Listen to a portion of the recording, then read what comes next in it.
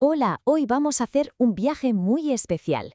Vamos a seguir los pasos de un estudiante con discapacidad auditiva para entender los retos a los que se enfrenta y, lo que es más importante, todos los apoyos que pueden transformar por completo su paso por la escuela. ¡Empezamos! Nuestro mapa de ruta tiene 5 paradas. Primero vamos a sentar las bases para entender bien el desafío. Después veremos el efecto dominó que tiene en el desarrollo. Luego nos meteremos en la fase de investigación para ver cómo se detectan las necesidades, cómo se construye una respuesta educativa que funcione y para terminar volveremos al punto de origen de todo, la importancia de una detección a tiempo. Bueno, para arrancar hay algo fundamental que tenemos que entender. No todas las discapacidades auditivas son iguales. La diferencia no está solo en el volumen, en cuánto se oye, sino en cómo de funcional es esa audición para el lenguaje. Y esta distinción, como vamos a ver, lo cambia absolutamente todo. La palabra clave aquí, la que de verdad marca la diferencia, es funcional. Para una persona hipocúsica, su audición, aunque no sea perfecta, sigue siendo una puerta de entrada para el lenguaje oral. En cambio, para una persona sorda, esa puerta principal se traslada a la vista. Entender esto es el punto de partida para diseñar cualquier tipo de apoyo educativo. Y para hacernos una idea de lo que esto significa en la práctica, se usan los decibelios. Una pérdida leve, por ejemplo, es como perderse un susurro en una clase ruidosa. Pero si nos vamos al otro extremo, a una pérdida profunda, ya no estamos hablando de oír sonidos, sino de sentir vibraciones. El impacto que esto tiene en cómo se aprende a hablar es, como podéis imaginar, gigantesco. Ahora es cuando vemos cómo esto genera un efecto dominó, porque una discapacidad auditiva no es algo que se quede solo en el oído, ¿eh? Es como lanzar una piedra a un estanque. Las ondas se expanden y acaban tocando todas las áreas del desarrollo de un estudiante. La primera onda expansiva, la cognitiva. A ver, no es que el desarrollo sea diferente. Teóricos como Piaget ya observaron que las etapas son las mismas para todos. Pero el ritmo puede cambiar. ¿Y por qué? Pues porque el lenguaje es la herramienta principal con la que construimos el pensamiento abstracto. Sin una base lingüística sólida, razonar sobre ideas complejas requiere un esfuerzo mucho mayor. Luego está el impacto socioemocional. Pensemos un momento en cuánta información no verbal transmitimos solo con el tono de voz. La ironía, el sarcasmo, el cariño, el enfado. Perderse todos esos matices puede convertir el mundo social en un laberinto, generando muchísima inseguridad o a veces una sensación muy profunda de aislamiento. Y, por supuesto, el efecto más directo es el comunicativo. La mayoría de los niños simplemente absorben el lenguaje del ambiente, casi sin darse cuenta. Pero sin esa retroalimentación auditiva constante, el lenguaje deja de ser algo que se adquiere de forma natural y se convierte en algo que hay que enseñar de forma sistemática. Pasa de ser algo espontáneo a una tarea que requiere una dedicación enorme.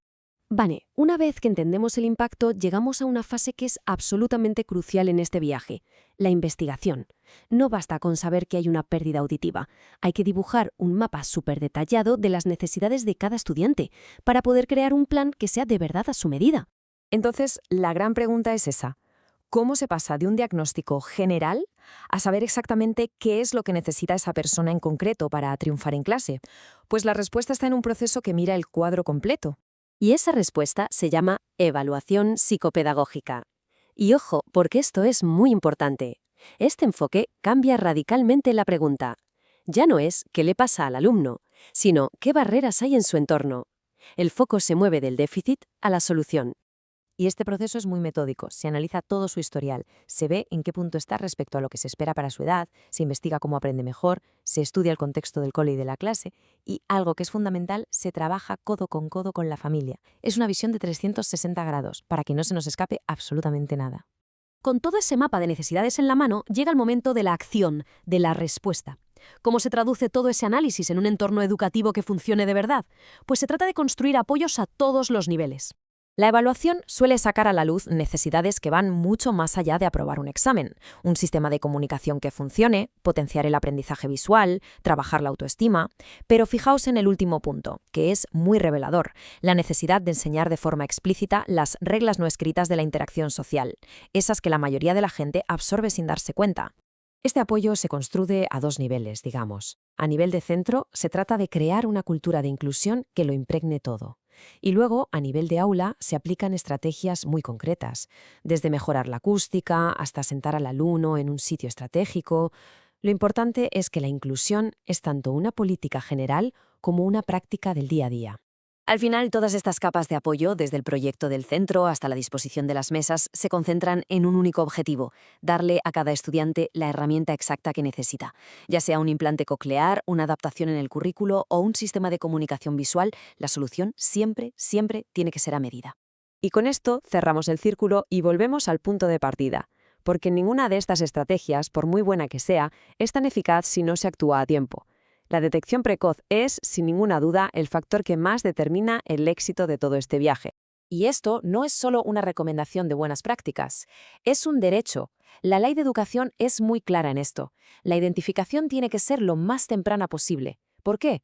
Porque cuanto antes se detecta una pérdida auditiva, antes se puede intervenir para minimizar el impacto que tendrá en el desarrollo del lenguaje. Para los más pequeños, incluso para recién nacidos, se usan pruebas objetivas, como los potenciales evocados. La gran ventaja es que no hace falta que el bebé colabore. Miden directamente la respuesta del nervio auditivo al sonido, y su fiabilidad es altísima. Ya con niños un poco más mayores, a partir de los 3 años más o menos, se usa la audiometría tonal. Aquí sí se necesita su colaboración. El niño tiene que indicar cuando oye un sonido. Es una prueba subjetiva, pero es fundamental para dibujar un mapa muy preciso de su audición. Y terminamos con esta reflexión de Nelson Mandela, porque si algo queda claro después de este viaje es que la educación inclusiva no consiste solo en ayudar a un estudiante a oír mejor, consiste en asegurarse de que su voz sea escuchada, y esa es, sin ninguna duda, una de las herramientas más poderosas que tenemos para cambiar el mundo.